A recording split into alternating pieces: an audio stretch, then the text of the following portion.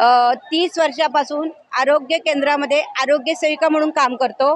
मी चुनाभट्टी आरोग्य केंद्रातून कल्पना म्हात्रे आहे आणि माननीय युनियनची लीडरसुद्धा आहे। पण ज्या आम्ही 15 वर्षापासून ज्या आमच्या मागण्या आहेत त्या पूर्ण होत नाही आहे। आमची पहिली मागणी आहे वेतन पाहिजे, वेतन, कारण की का आम्हाला सध्या मानधन देतात, ते मानधन नको आहे, वेतन पाहिजे।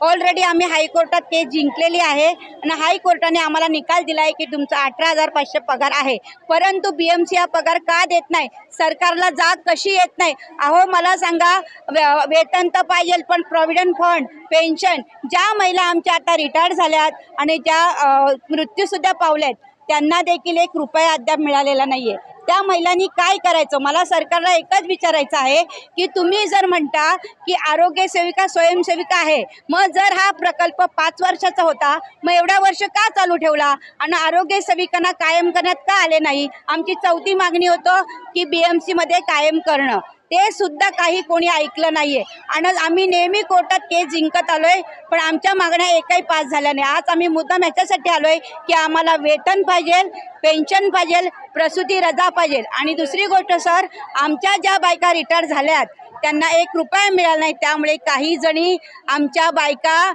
रेल्वे स्टेशन भीक मागतायत, त्याची आम्हाला लाज वाटते। सरकारने ह्याच्याकडे लक्ष द्यावं। हो, मुख्यमंत्र्यांकडे पत्रव्यवहार झाले, आयुक्तांकडे पत्रव्यवहार झाले, पण कोणी त्याची दखल घेतली नाही।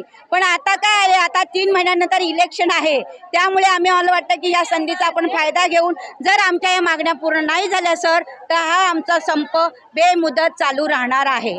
ओके, थँक्यू, जय महाराष्ट्र। भाई हेल्पर से आसमा बोल रही हूँ, BMC हेल्थ डिपार्टमेंट से।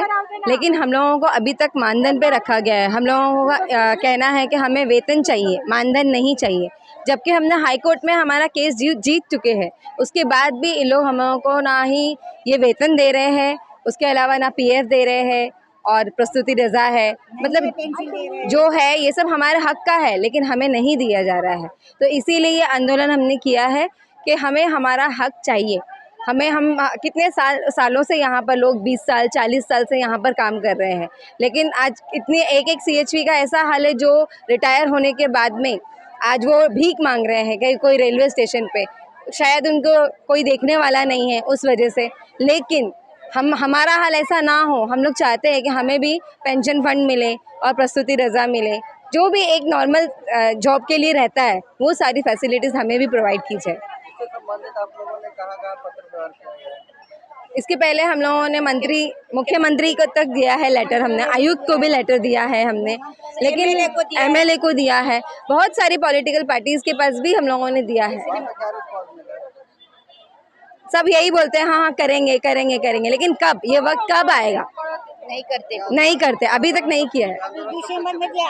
ये आंदोलन हमने आज हम लोगों ने बोला है आयुक्त से, वो आकर उन्होंने कहा है कि हमें वो मीटिंग का टाइम देंगे। अगर आज हमारी ये मान्यता नहीं हुई तो हम लोग ये बेमुद्दत आंदोलन करेंगे। हम लोग पूरे मुंबई के 24 वार्ड से, अलग अलग वार्ड प्रतिनिधि अलग अलग वार्ड से आए हैं। 24 वार्ड है, 24 वार्ड के सभी CHP है, 4.5 CHP है, 4,500। बॉम्बे में 24 वार्ड है सर, और उसमें 4,500 आरोग्य सेविका है, वो काम कर रहे हैं। इसलिए ये आरोग्य सेविका में 2500, आरोग्य में 30, ऐसे सब मिला के 4,500 CHP काम कर रहे हैं।